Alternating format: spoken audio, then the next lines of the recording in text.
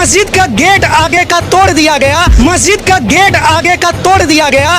तो फिर ऐसे में ये मंदिर जो है ये भी यहाँ पर है, मंदिर जो है ये भी यहाँ पर है। तोड़ने से पहले आप लोगों को कुछ बताया गया था? नहीं, कुछ भी नहीं बताया, कुछ भी नहीं। तोड़ दिया, मस्जिद तोड़ दिया।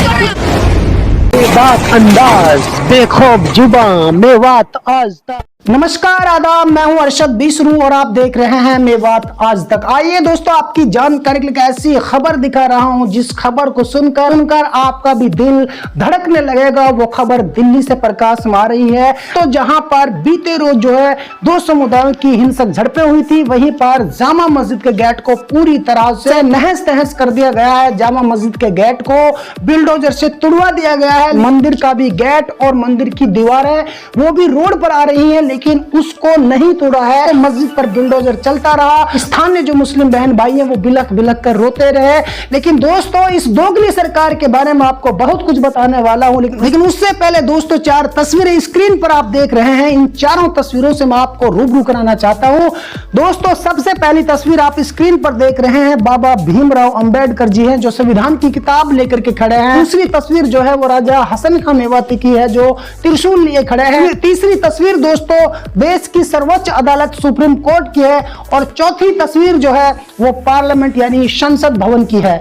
तो दोस्तों, सबसे पहले मैं आपको ये बताना चाहता हूं कि जो राजा हसन खां मेवाती है, आज से 400 साल पहले जब वो फर्स्ट टाइम मुगल बादशाह बाबर इस देश में आया था, और बाबर ने जब जो है यहाँ का जो हिंदू राजा था महाराणा सांगा जी, राजा हसन खां मेवाती को धर्म के वास्ते, मुसलमान के वास्ते, जागीर के वास्ते हर एक तरीके से प्रलोभन दिया था, लेकिन तमाम जागीरों को राजा हसन खां मेवाती ने ठुकरा दिया था। और इस देश के हिंदुओं के लिए, इस देश के लिए, और मैं तो यूं कहूंगा कि इस देश के हिंदू राजा के लिए लड़ा था, क्योंकि उस जमाने में अलग इलाके में रजवाड़े हुआ करते थे। इसलिए कहीं इब्राहिम लोदी का वो चलता था, कहीं राजा मान सिंह का चलता था, तो कहीं राजा हसन खां मेवाती का चलता था, कहीं पर महाराणा सांगा का चलता था। महाराणा सांगा से जब बाबर का युद्ध हुआ तो ये जो शख्स है राजा हसन खां मेवाती, जिन्हें आप कहते हो कि औरंगजेब ने बनाया है, ये मुगलों के वंशज है, ये शख्स जो है मेवात का राजा था। 12,000 घुड़सवारों को लेकर के, 12,000 मुस्लिम सैनिकों को लेकर के ये कानवा के मैदान में महाराणा सांगा जी के साथ मिलकर के बाबर से यानी कि मुगलों की सेना से लड़ाई लड़ी थी। उसी लड़ाई के दौरान 12,000 सेना के साथ हमारा ये सेनापति, हमारा ये राजा शहीद हो गया था इस देश के लिए, इस देश के हिंदू राजा के लिए, इस देश के हिंदू भाइयों के लिए। लेकिन उसके बाद में दोस्तों, जब 1947 के दौरान अंग्रेजों से छुटकारा मिला, देश आजाद हुआ, तो ये बाबा भीमराव अंबेडकर ने इस देश का संविधान लिखा। उस संविधान ने हर एक जात, धर्म, मंदिर, मस्जिद सबके लिए बराबर का अधिकार दिया।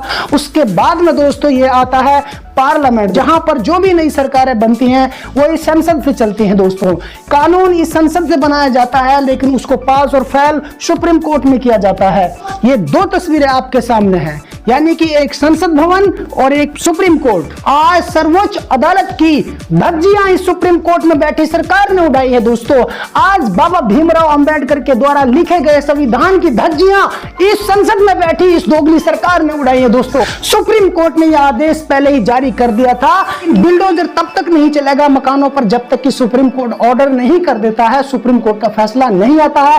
कल सुप्रीम कोर्ट का इस पर फैसला आना था, लेकिन उससे पहले ही अनन फनन में बगैर नोटिस दिए मुसलमानों की बस्ती पर इस संसद में बैठी दोगली सरकार ने बिल्डोजर चलाने का ऑर्डर दे दिया, जो कि वहां के मासूम और गरीब मुसलमानों के तमाम घरों को, दुकानों को, मकानों को, स्कूटी को, साइकिल को, सबको तोड़ दिया गया। यहां तक कि दोस्तों जामा मस्जिद के दोनों गेटों को भी नहस तहस कर दिया गया है। वहां के स्थानीय जो मुसलमान हैं वो घरों में बंद है, तो विरोध करने के लिए रोड पर नहीं आने दिया जा रहा है, उनको उनकी बात कहने से भी रोका जा रहा है। वो कुंडियां लगाकर जो है रोशनदानों में से झांक रहे हैं, मैं तस्वीर आपको दिखाऊंगा।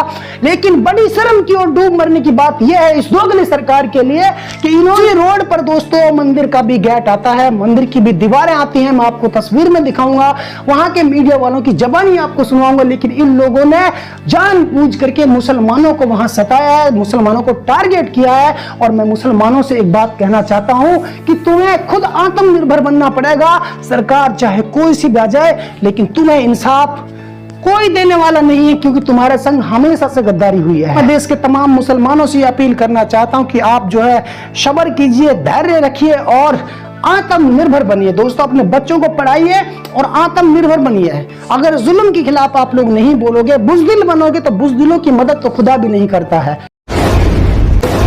जब हमको बताना चाहिए था या सरकार को कुछ बोलना चाहिए था कि ऐसे हटाओ या कुछ भी करो, इन लोग ने कुछ बोला नहीं, नोटिस भी नहीं दिया, समय भी नहीं दिया, कुछ भी नहीं मिला, कुछ भी नहीं मिला, समय भी नहीं दिया खाली करने का। कुछ भी नहीं, अचानक नहीं दिया हम लोग, ऐसा अचानक ऐसे करके नहीं करा, बीटा मार के ऐसा करके हम लोग को बाहर नहीं दिया, ऐसा अचानक बुलडोजर चलाना नहीं चाहिए, बाहर भी नहीं निकलने दे रहा है, बाहर नहीं निकलने भी नहीं दे रहे, अपना मस्जिद तो तोड़ दिया ना, मंदिर में तोड़ेगा, मंदिर तो टूटना चाहिए ना। दोस्तों सबसे पहले हमारी खबर देखने के लिए सब्सक्राइब कीजिए मेवात आज तक चैनल को और साथ में दबाइए बेल आइकन।